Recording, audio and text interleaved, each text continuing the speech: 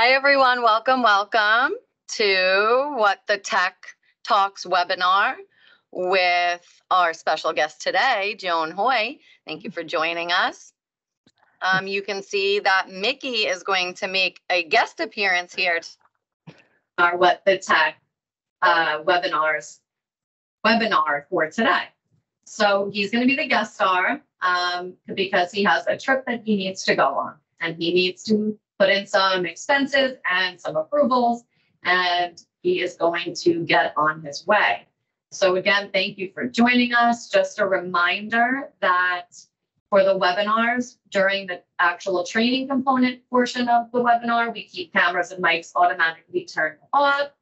But as soon as the training part has finished, I will allow you the ability to turn your cameras and mics on. And that's the question and answer portion.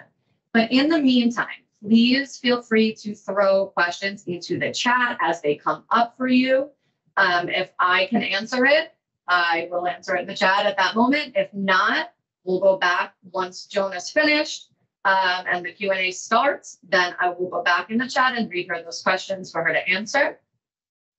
I will also be sharing some of the links and resources that she's discussing through the training in the chat as well. So make sure to bookmark that stuff, save it, if it seems to be something that's helpful for you. So again, we'll start in about a minute or so, because I do think this one is going to be a good one, may go over a little bit, which is totally fine. But we want to always be respectful of everybody's time. So thank you so much for joining us. And again, your cameras and mics are automatically muted for the first portion of the webinar, but we will allow cameras and mics to turn on after the training session has ceased and the Q&A session begins. But in the meantime, please throw your questions in the chat, because we are going to be monitoring that. And again, our guest star today is not only Joan, but it is Mickey. So I'm going to wait another minute just to make sure that everybody who has registered has time to attend. It seems that these collab sessions with some of our famous guest stars are really doing well. So again, if you ever have any ideas of sessions like this that you would like me to set up, please reach out to me and let me know who else I can have a collab session with. I do have some ideas in mind myself, but I definitely would love to hear your feedback as well. So it is 12:33. I will continue to let people in, but I think we're going to have Joan get started. Mickey is ready to travel. He's got to get going and put in all this paperwork. So, Joan, all right, I am passing on to you. Okay. Hi, everybody. I'm Joan Hoy. So Teresa's asked me to speak about the travel expense module. So I've created a little fun scenario to try to show you guys a travel authorization. So I'll be using the help of employee Mickey Mouse. Mickey will be traveling to the Long Island School of Arts for a character conference in April. Mickey's supervisor has asked Mickey to come to his office at Farber in the morning and leave from Farber to go to the conference at the Long Island High School for the Arts. He also asked Mickey to stay on site at the conference for lunch to network with other characters. So he said that he's allowed to purchase the lunch that the conference offers every day. So Mickey will need to enter travel authorization with a registration. He'll have meals for 3 days and mileage. So I hope you enjoy this presentation, and I hope you find a trick or two that might help you with your reports. So the first thing Mickey's going to do is he is going to review the expense reimbursement guidelines I gave him when he was first signed up for travel and expense. The top of the guidelines will explain to Mickey what he needs to do for his expense report, and the bottom part explains what he needs to do for his travel authorization. Important rule, requests should be submitted 14 days before traveling. This allows supervisor time to approve the request, business services, and it also allows purchasing in case there's an associated purchase order. The next thing Mickey is going to do is he is going to view videos that are posted to the employee website, he will navigate to the NASA BOCES website. He will move to the employee part of the website. He will click on People Service Financials, and he will look at the videos on how to enter. He can do expense reimbursement, mileage reimbursement, or travel authorization. So now we're going to go into PeopleSoft, and I will show you how to enter a travel authorization. I'm just going to log in as Mickey Mouse.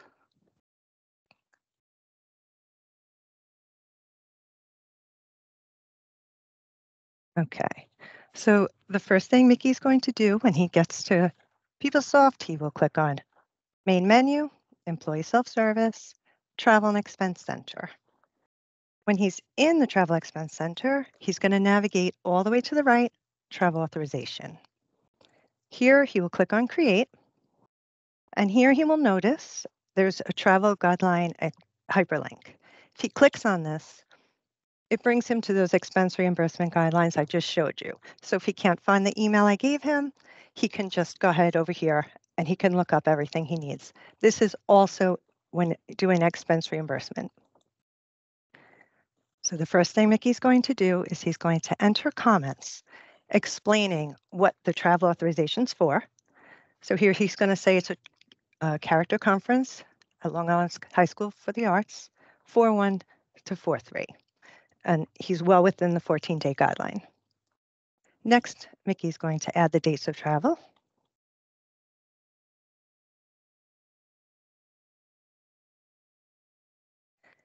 And then Mickey is going to add any important attachments that will help his supervisor or business services understand what the conference is for. So he'll navigate to wherever he saves important documents on his computer. He will attach it.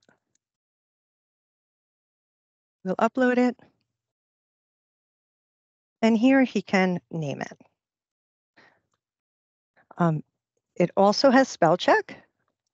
So if we do spell it something wrong, you can go ahead. Well, I'm not doing a good job with that, but you do have spell check here. So, and this is anywhere in PeopleSoft.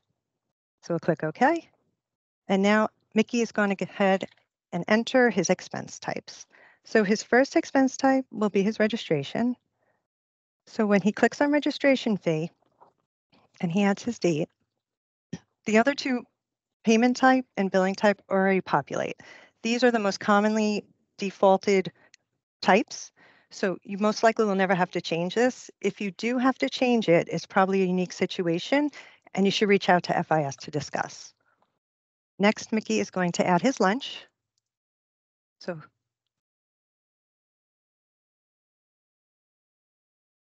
And Mickey does not like to type, so he is going to use the handy copy feature so he can add his lunch for the other 2 days. So he is going to click on copy to a date range, and he's going to add his other 2 dates of travel.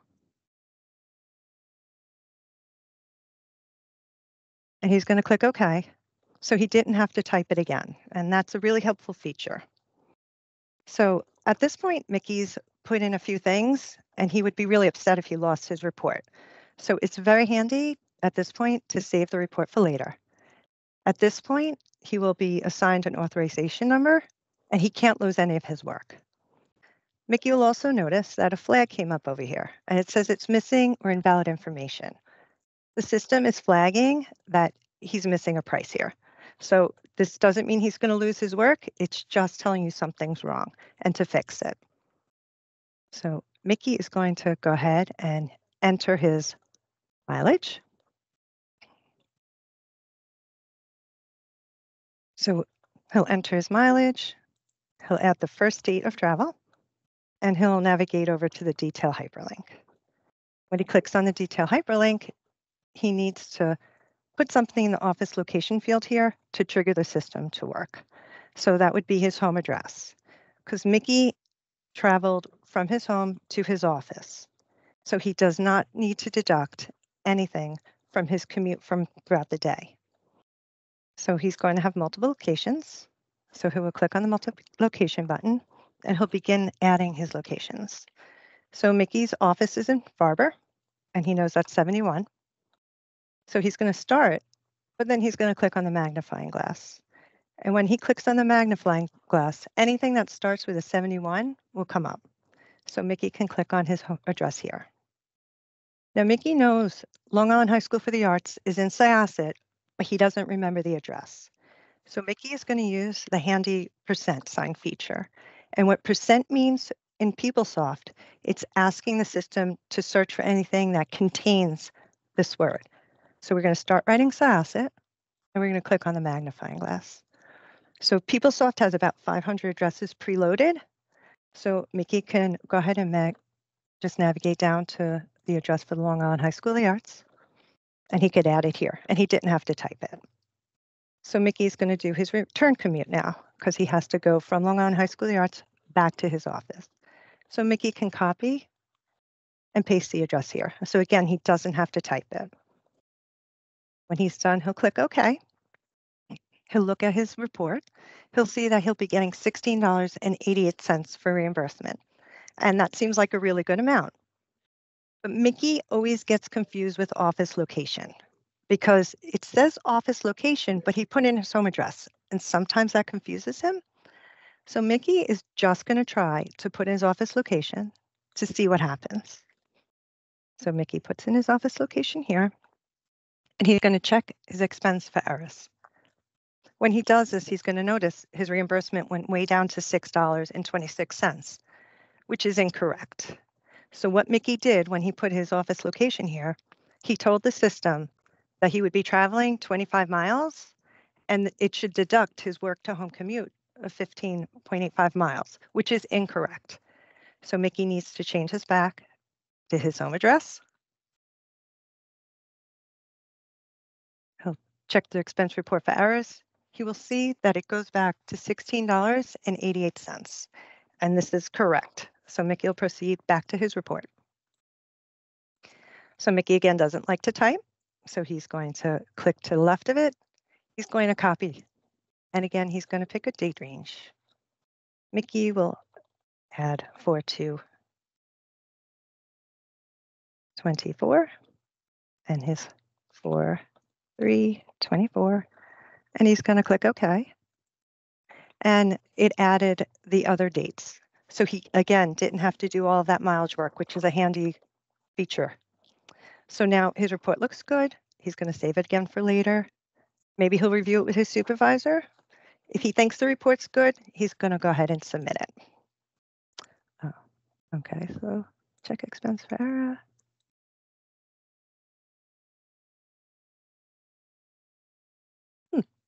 Okay, so we're going to see if we can go back. Okay, so it looks like we lost mileage there. So let's just do that again because it wasn't saved for later. Okay. So actually, I think at this point, let's see.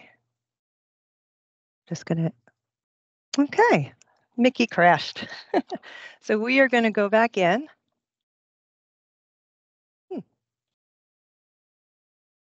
Teresa, this is what we thought might happen. Always when presenting. I was gonna say, technology is our best friend. Okay, so we are gonna pretend that report went in just fine. We are going to, so Mickey would have submitted the report, and then he can go to the view feature to see how his report's doing. I'm going to return to search. I'm going to take the report number. I'm so sorry.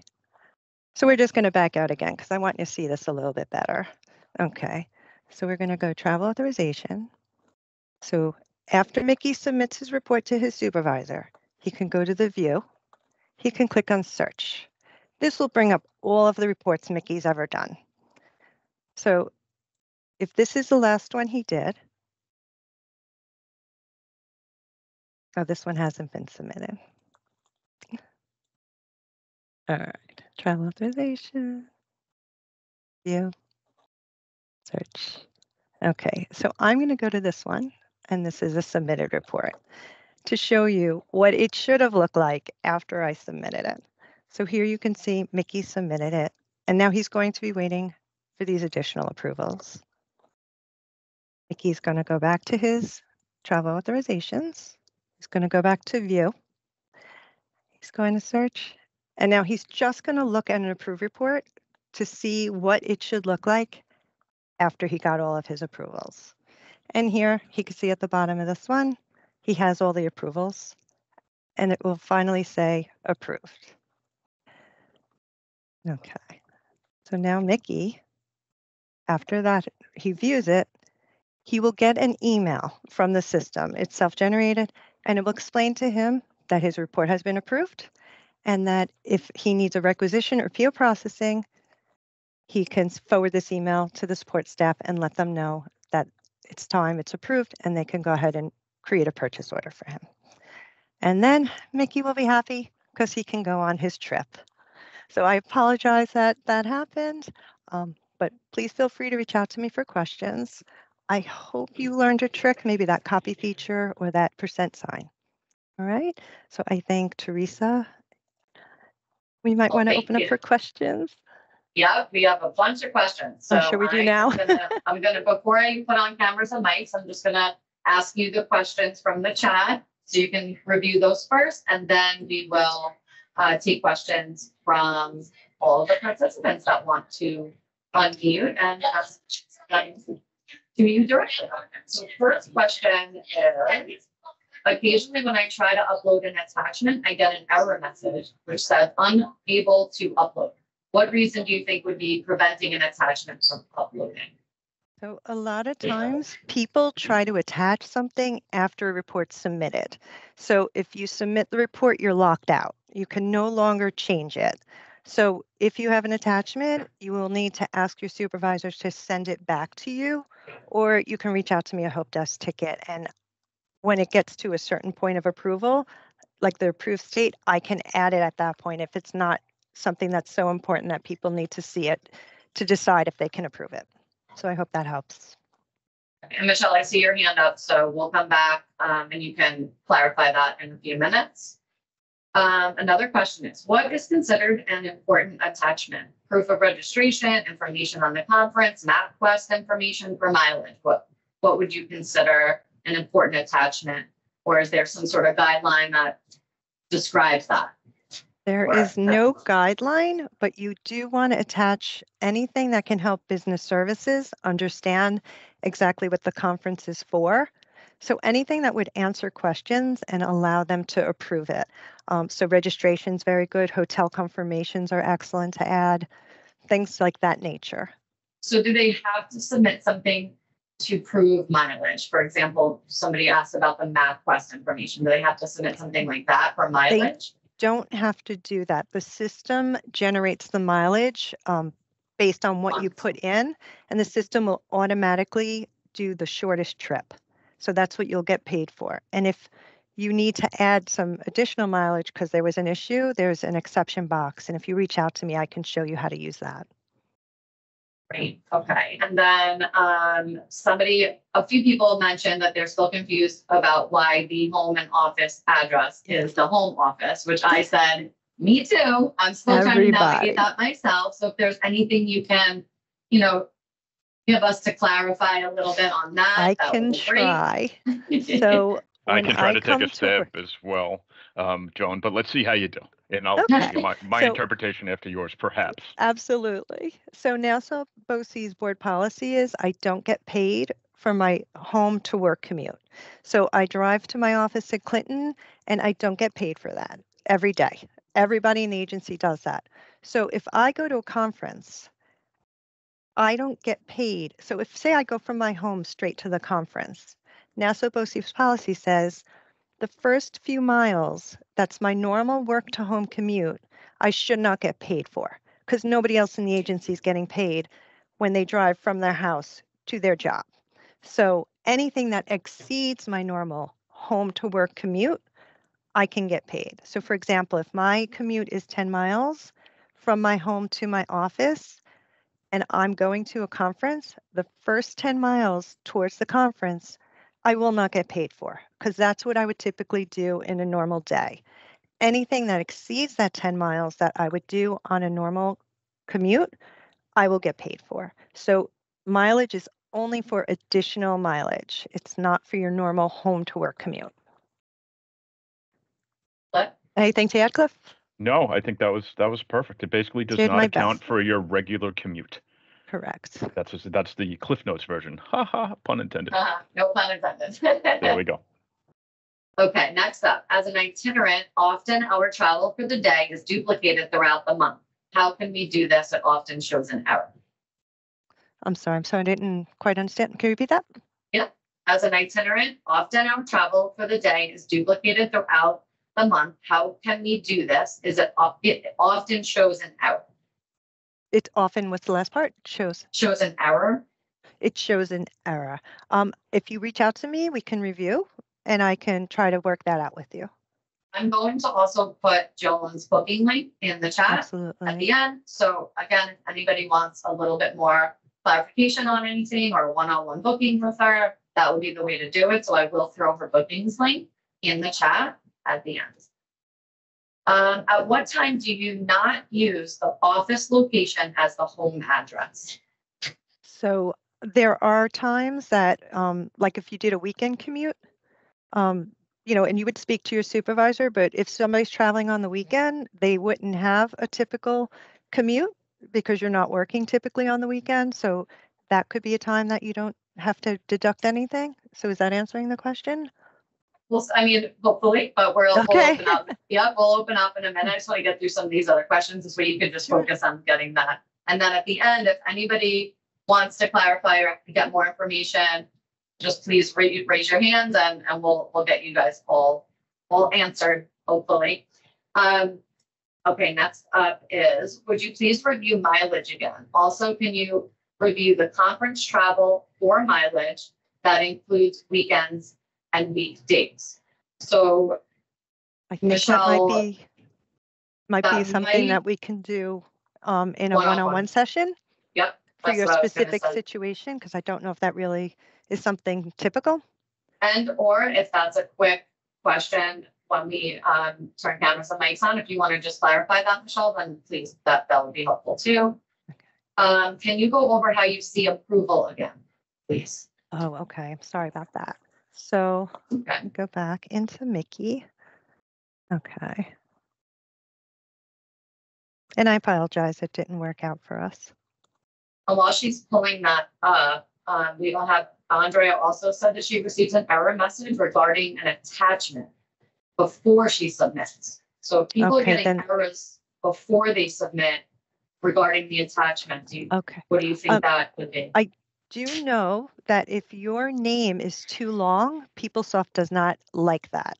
So sometimes people have a very long name. So if you shorten the name, sometimes that solves your issue. The name of the file? Correct. So if you name your file and you have a lot of dashes and it's a very long name, just cut it down to just registration. And a lot of times that will help you upload. That's a good tip. Okay, great. Okay. So we wanted to do the view, correct? The approval. Yep. How do you go? Can you go over how you see approval? Absolutely. So when you go to a travel authorization and you go to view, I'm going to just show you the approved one. Actually, I'll start with the submitted. So when it's submitted, you're only going to see yours. And then you're going to see the pending actions that need to happen. And these are all the other approvals in the chain. And then if we return. We're not seeing your screen. We're seeing you. Oh, I'm so sorry. You're fine. Mickey hijacked you. Exactly. She did. Taken over. Taken over. Okay. Can you see my screen now? Yes. Okay. So if you navigate over to view and you go to search and you click on a submitted report, here you'll see that you've done your submission and you're waiting on all these pending actions over here. So you're waiting for the supervisor, your manager, and then the coordinator and the superintendent. So if you return, and if we want to look at an approved one, so you would click on the approved report here. At the bottom, you see there's no more pending actions and all the other approvals are in place. Okay, so I hope that answers your question. But this is the view option. So you're not using create anymore. Now you're going into view. I am very bothered that I approved an expense submitted by Mickey Mouse. Aw, he's a good guy.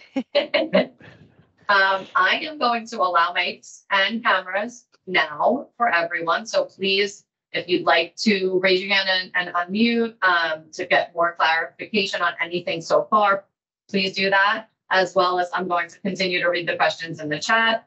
The last one we were up to for the chat was, how do you fix if your home address is showing incorrectly? I'm sorry. So how do you correct if your home? Oh, that's something you email me and I can take care of that. I just need it in writing. Right, perfect. That answers that question. So again, I allowed you now to unmute and turn your cameras on if you would like to. If not, no problem. If you want to ask Joan a question, you can just raise your hand, or if you have something to clarify, please raise your hand and we will get you all answered up. In the meantime, let me just continue where we were in the Q&A. Approval, okay, correct address. Should we always be putting in for mileage, even for a free conference?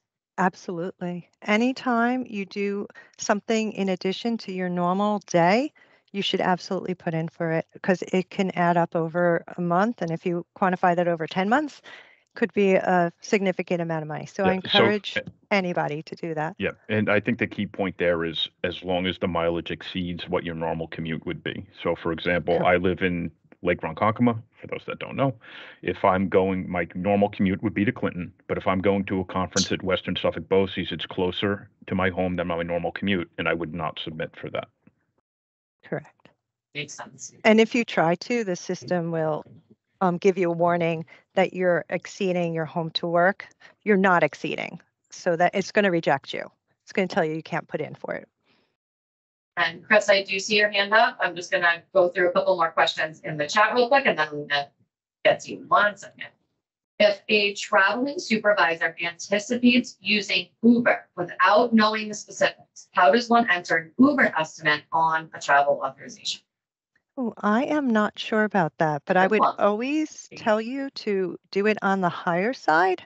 So I don't know how you get an estimate for Uber. Is that something you can do through the app? Yeah, I've done that myself. You can put in the locations in the app to see what the cost would be. The challenging piece about that is that the rates vary in Uber depending on the time of day, how busy that area is, and things like that. Yeah. To your point, Joan, it's better to put in more than it is to put in less. It was, I'm so sorry. It's Patty. It was my question. Oh, so, hi, Joan. Thanks so much. So, a supervisor is traveling to Washington, D.C. While they're there, say it's dinner or something in the evening with other people.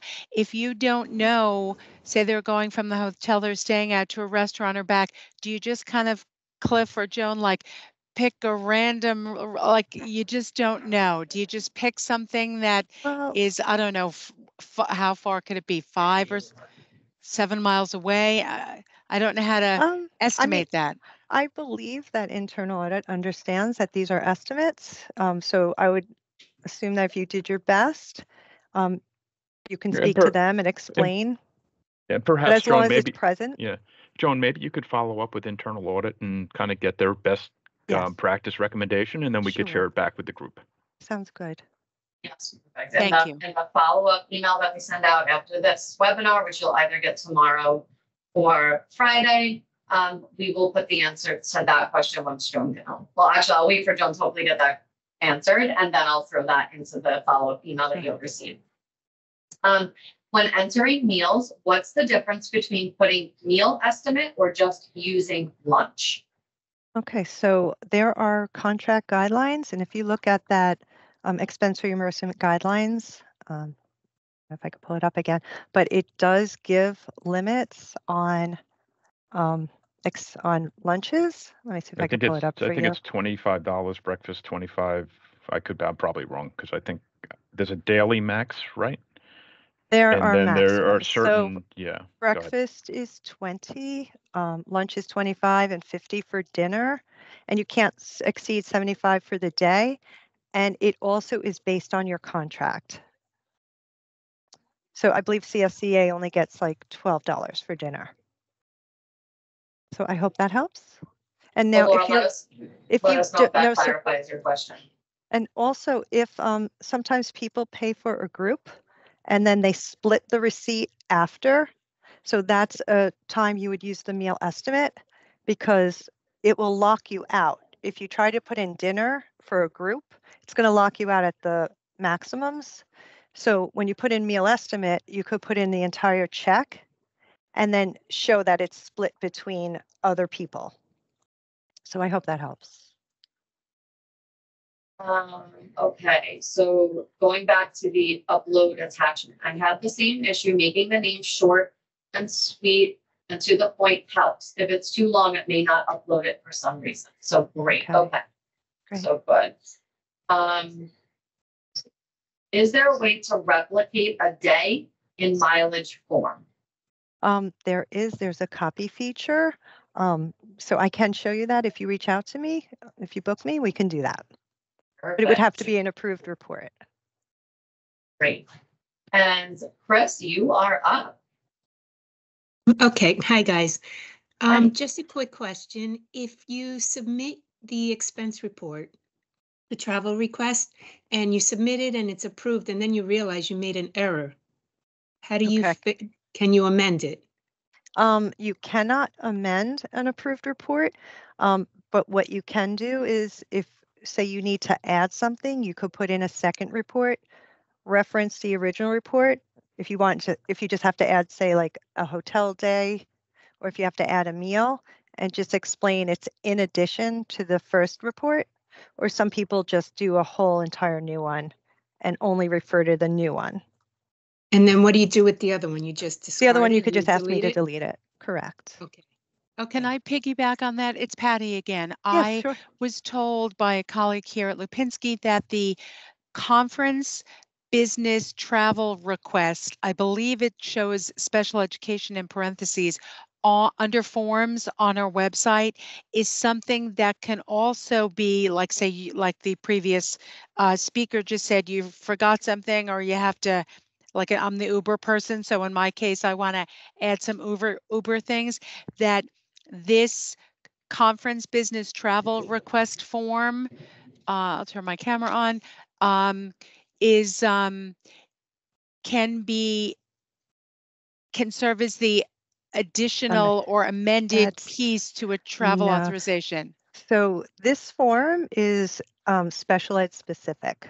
So okay, great. People can't use that. For the rest Okay, of the agency, they can only go through their travel and expense system.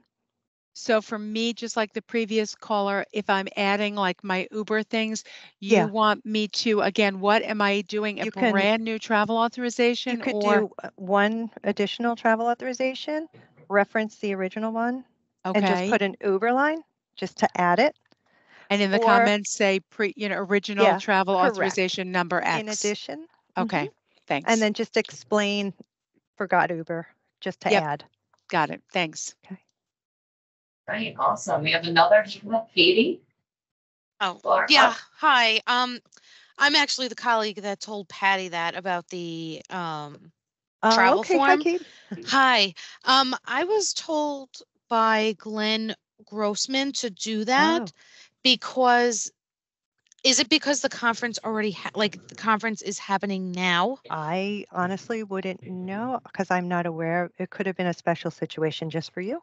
I'm not sure. Yeah, because I was. You mean it's already the conference already happened and the conference is happening right now? Yes, and I didn't and you're include locked the out sales of tax for the hotel room because it's in Texas. So this sounds so they like told me to do a paper amendment or whatever. Okay. And then send it back. Okay, so paper forms are loaded to SharePoint. Yeah. So it sounds like it was a special request by internal audit but it's not I'm not aware of this, so I would probably defer you to internal audit on that one. Okay, so in the future, if that ever happens again, I think you would always ask internal audit. I wouldn't make an assumption. Yeah, I would always defer to them before you did that. Okay. All right. Thank you. And do we have like a direct contact for internal audit? Is there an email address for them, Joan, or a specific Glenn phone? Grossman or Anne-Marie Schmidt? So I just want to throw that in the chat. You said Eileen? No, Anne-Marie Schmidt or Glenn Grossman. Oh, Glenn. And they're both super nice and super helpful. Glenn Grossman or? Anne-Marie Schmidt. One word for Anne-Marie? 2. A-N-N, Marie Schmidt. S-C-H-M-I-T. Yeah, I believe that's. I believe that's her. Yeah. Or 2 T's. Let me see. Hold on.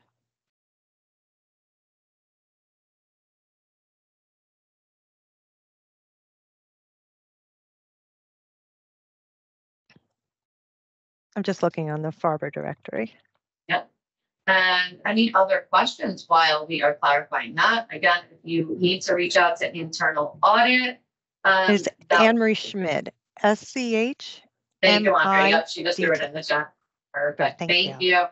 So we have Glenn Grossman or Anne-Marie Schmidt for internal audit. If you need to contact them, you can email them directly.